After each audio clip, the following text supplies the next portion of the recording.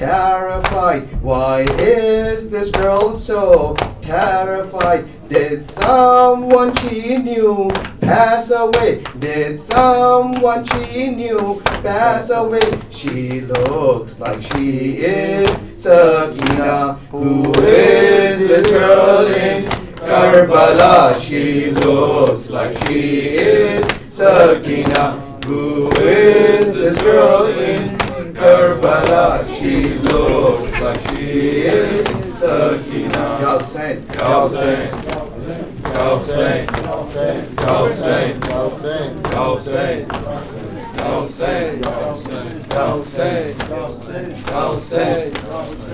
Hussein, Ya Hussein, Ya Hussein, Ya Hussein, Ya Hussein. बादे हुसैन किसने कहा मैं यतीम हूँ बादे हुसैन किसने कहा मैं यतीम मक्तल से आ रही है सदा मैं यतीम हूँ बाबे हुसैन किसने कहा मैं यतीम हूँ रो कर कहा सकीना ने ला हुसैन पर रो कर कहा सकीना ने ला हुसैन पर अब जाके ये यकीन हुआ मैं यतीम हूँ बादे हुसैन किसने कहा मैं यतीम हूँ जो है वो जुल्म करता है मजबूर जान कर जो है वो जुल्म करता है मजबूर जान कर शायद यही है मेरी खता मैं यतीम हूँ बादे हुसैन किसने कहा मैं यतीम हूँ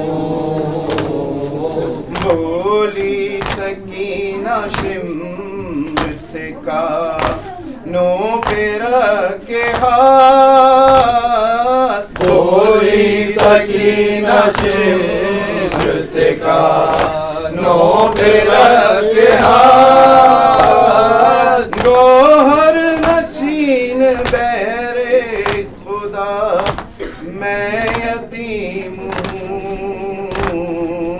बादे हुसैन किसने कहा मैं यतीम हूँ सर रख दिया सकीना ने ज़ैनब की गोद में सर रख दिया सकीना ने ज़ैनब की गोद में रखना फूफी ख्याल मेरा मैं यतीम हूँ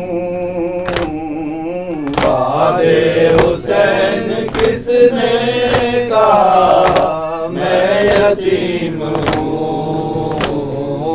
मैं अपने आंसुओं से बुझा लूंगी अपनी प्यास मैं अपने आंसुओं से बुझा लूंगी अपनी प्यास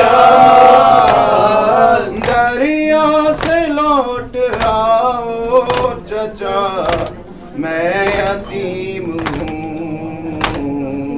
बादे हुसैन किसने कहा यतीम हूँ।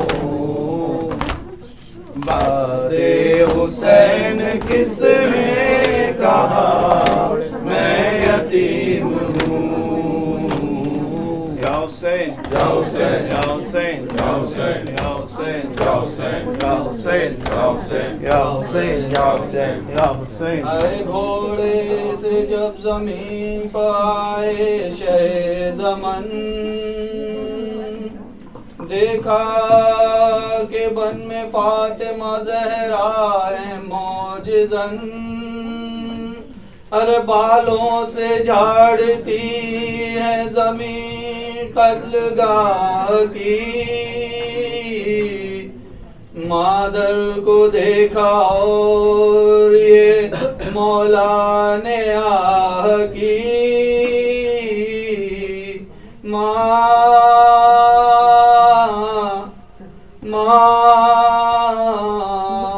देख मैंने सब लुटा दिया, सब लुटा दिया। माँ देख मैंने सब लुटा दिया, सब लुटा दिया। सहरा को अपने खून से मैंने बसा दिया। जो कर सका न कोई वो करके दिखा दिया। लाशों से मैंने दश्त बयाबां सजा दिया। बचपन में वो जो वादा किया था निभा दिया। माँ देख मैंने सब लुटा दिया, सब लुटा दिया। खाक और खून में गलता बदन देख ले मेरा, बर्बाद हो चुका है चमन देख ले मेरा। कांटे पड़े हैं दर्द बहन देख ले मेरा। दिल मुज़तरिब है ऐसा कि जैसे बुझा दिया। माँ देख मैंने सब लुटा दिया, सब लुटा दिया। वो देखो हम शफी है पैगंबर की लाश को, टुकड़े पड़े हैं कासिम मुज़तर के देख लो। असगर के कब्र दश्त बियाबां में देख लो। ज़ैनब के लाडलों को भी मैंने सुला दिया। माँ देख मैंने सब लुटा दिया, सब लुटा दिया। तीरों सितम था एक मगर जख्मी कर गया। असगर का हल्क माँ का कलेजा जिगर मेरा। असगर के मान असगर को लेके खेमे में वापस न जा सका। इस करबला की गोद में उसको छुपा दिया। माँ देख मैंने सब लुटा दिया, सब लुटा दिया। अम्मा गई हैं फुरकते अब्बास तोड़कर। ज़ैनब की आस प्यासों का दिल भर मेरी कमर। लिपटी अलम से बाली सकीना है नौकर। भाई के गम ने मुझको यही मर्सिया दिया। माँ देख मैंने सब लुटा दिया, सब लुटा दिया। माँ देख मैंने सब लुटा दिया, सब लुटा दिया। हुसैन या हुसैन या हुसैन या हुसैन या हुसैन या हुसैन या हुसैन। अल्लाहुम्मा सल्ली अला मुहम्मद व आले। बिस्मिल्लाहिर्रहमानिर्रहीम। अस्सलामु अलैका या मौला या अबा अब्दुल्लाह। अस्सलामु अलैका व अलल अरवाह अल्लती हल्लत बिफनाइक व अनाखत बिरहलक। अलैका मिन्नी सलामुल्लाहि अबदन व बगीत व बगिय अल-लैल वन-नहार। ला जअलहु अल्लाह आखिरल अहद मिन्नी लिज़ियारतिकुम। अस्सलामु अलल हुसैन व अला आलि इब्निल हुसैन व अला औलादिल हुसैन व अला अस्हाबिल हुसैन। अस्सलामु अलैका या मौलाय या गरीबल गुरबा व या मुईनज़ ज़ुअफ़ा वल फ़ुक़रा। अस्सुल्तान अबुल हसन अली इब्न मूसा रिज़ा कुन शफ़ीअना व शफ़ी वालिदैना फ़ी यौमिल जज़ा। अस्सलामु अलैका या मौलाय या साहिबज़ ज़मान الأمان الأمان الأمان من فتنة الزمان. السلام عليك يا شريك القرآن، يا قاطع البرهان، يا إمام الإنس والجان، ويا خليفة الرحمن. أجل الله تعالى فرجك وسهل مخرجك، وجعلنا من أنصارك وأعوانك. والسلام عليك وعلى آبائك الطيبين الطاهرين، وعلى أمك فاطمة الزهراء سيدة النساء العالمين. والسلام عليكم جميعا ورحمة الله وبركاته.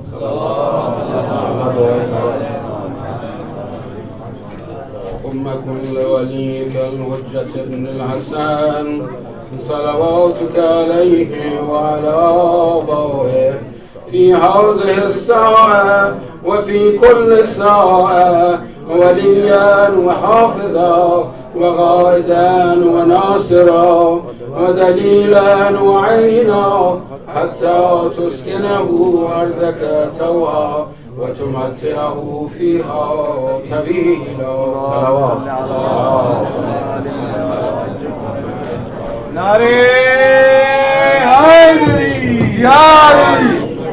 So Arba'in, inshallah, December 3rd, 4th, 5th, we have speaker coming, Mir Hassan coming from UK. Please make a note in your calendar. December 3rd, 4th, 5th. Jazakallah.